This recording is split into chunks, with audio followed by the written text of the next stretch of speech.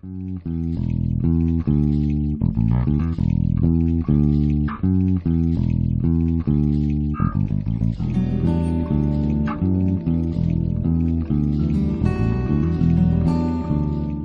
परमात्मा के जगत में हो।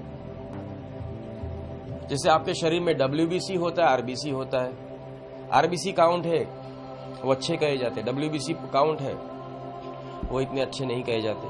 तुम्हें कौन सा तत्व बनना है, RBC या WBC?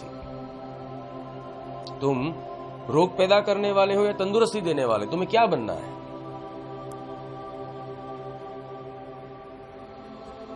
ये बात आप समझो। ये पूरा जगत ईश्वर के अंदर हम रह रहे। आप एक बात मान लो, इसीलिए हम सब जिंदा है। हम ईश्वर के अंदर रह रहे।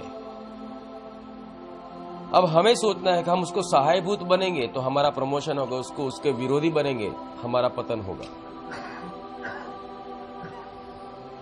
उसको तुमसे प्यार है इसीलिए आज तुम इस जगत में हो, ये एक सत्य है।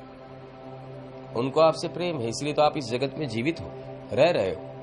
वो आपको एंटरटेन कर रहे हैं, आपकी हर एक गलतियों को माफ करते, आपको आगे बढ़ाते हैं। अगर उन्होंने इतनी फैसिलिटी दी है तो आपको आपके जीवन के अंदर खुद को अपग्रेड करना चाहिए। आपका नाखून टूट चुका और वहां से अच्छा नाखून आ जाए, आप कितने खुश हो जाते हो। आपकी चमड़ी है, अगर कहीं से कट जाए उसकी जगह एकदम स्मूथ चमड़ी आ जाए, आप कितने खुश हो जाते हो। आपके बाल झड़ जाए, फिर आप बाल आते ही नहीं हो, वहां से अचानक बाल आना शुरू हो जाए, आप कितने खुश हो जाते हो। मेरे देश की धरती सोना उगले, नाचने लगते हो। तो परमात्मा को आनंद नहीं होगा अगर तुम्हारी बंजर जमीन के अंदर भक्ति का बीज, उसके अंदर से सुंदर फलदार वृक्ष पैदा हो? तो कैसे असंभव है।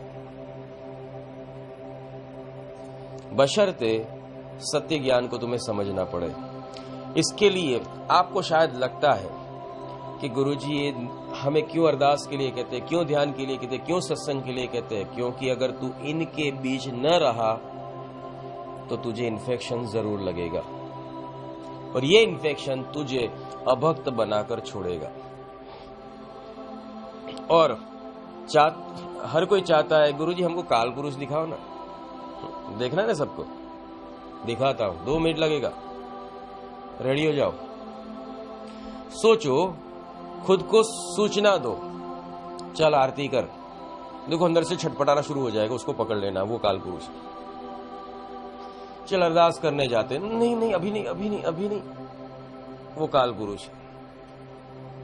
चल साहेब आए, बंदगी भरने जाते, अंदर से आवाज आएगी 15 बंदगी भरना, बोले नहीं चुप, वो काल पुरुष। सेवा के लिए बुलाया, ये कोई टाइम, वो काल पुरुष।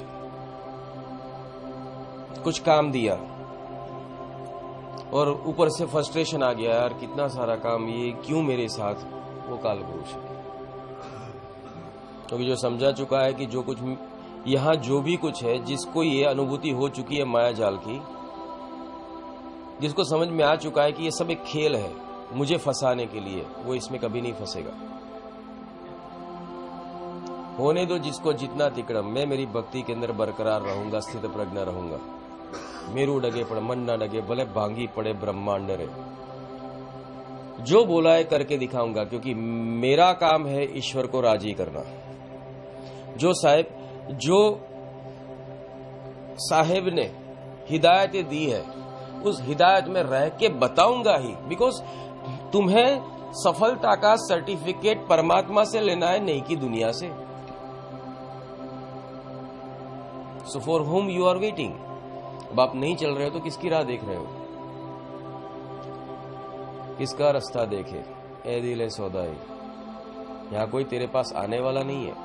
और जब तू अकेला हो जाएगा तब मरहमी भी तू बनेगा, मरहम भी तू बनाएगा, दवा भी तू बनेगा, इलाज भी तू होगा और सुकून भी तू ही बनेगा। ये तुझे ही बनना पड़ेगा, ये तुझे सिखाया जाता है।